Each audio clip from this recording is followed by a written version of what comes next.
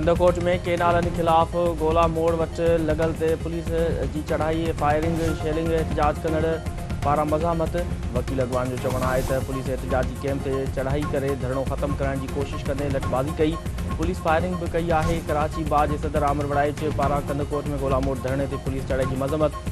संदसि चवणु आहे त पुलिस वकीलनि जे पुरअमन धरणे ते चढ़ाई करे फायरिंग कई। पुरअमन एहतजाज संदन हक़ आहे। धरणो ख़त्म करणु चाहियो था त नोटिफिकेशन ॾियो। पुलिस चढ़ाई ख़िलाफ़ FIR दाख़िल कराईंदा।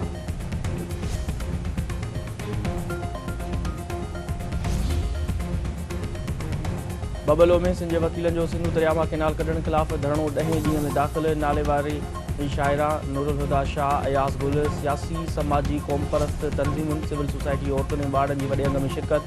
शिकार प्रवासी कायदे मोहम्मद अली जिन्ना जो हम शिकल में धरणे में पहुतो। मल पहलवाननि तरफ़ां वकीलनि जी हिमायत में मलाखड़नि जे बाइकाट जो ऐलान। आमिर नवाज़ वड़ाइच जो चवणु आहे त सिंधु दरिया सिंध जी सुञाणप आहे।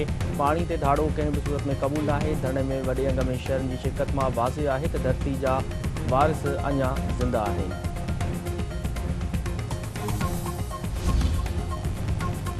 सिंध सरकार वकीलनि खे बाज़ाब्ता तौर बबलो में हलंदड़ धरणो ख़त्म करण जी दरख़्वास्त करे छॾी। सूबाई घरू वज़ीर ज़ियाउल हसन नज्जार जो चवणु आहे त केनाल ॾठण दा मनसूबो दफ़न थी वियो आहे। वकील धरणो ख़त्म कनि। धरणो हणंदड़नि ख़िलाफ़ ताक़त जे इस्तेमाल जो को बि ऑप्शन ग़ौर नाहे। सिंध समेत समूरे मुल्क जा माण्हू धरणे सबबि परेशान खे मुंहुं ॾिया आहिनि।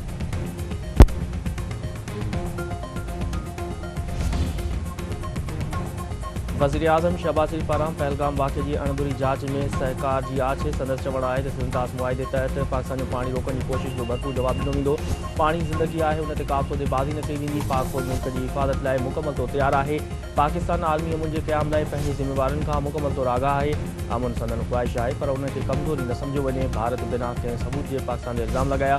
हू पहलगाम वाक़े जी गैरजानिबदार जांच में सहकार लाइ तयारु आहिनि। पाकिस्तान हमेशह हर क़िस्म जी दहशतगर्दी जी मज़म्मत कई आहे। दहशतगर्दी ख़िलाफ़ जंग में पाकिस्तान गॾो जानी ऐं माली नुक़सान बर्दाश्त कयो। पाक फौज पंहिंजी पेशेवरानी सलाहियतुनि सबबि पंहिंजो हिकु नालो रखे थी। कश्मीर पाकिस्तान जी साहवारी रग ऐं आलमी सतह ते तकरारी इलाइक़ो आहे। कश्मीरी अवाम खे हक़ ख़ुदि राज्य ते ॾियणो पवंदो। हू अफ़गानिस्तान सां पुरअमन ऐं मुस्तहकम लाॻापा चाहिनि था। पाकिस्तान मिलिशियतनि जी काबुल में पासिंग आउट परेड तक़रीब। वज़ीर आज़म शहबाज जी ख़ासि महिमान तौर शिरकत।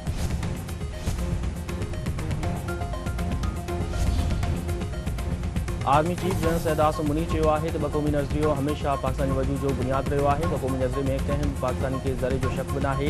कायदे आज़म मोहम्मद अली जिन्ना वाज़े नमूने ॿक़ौमी नज़रियो बयानु कयो। हर मुस्लमान जी ज़िंदगी जा रुख़ हंधनि खां मुख़्तलिफ़ आहिनि।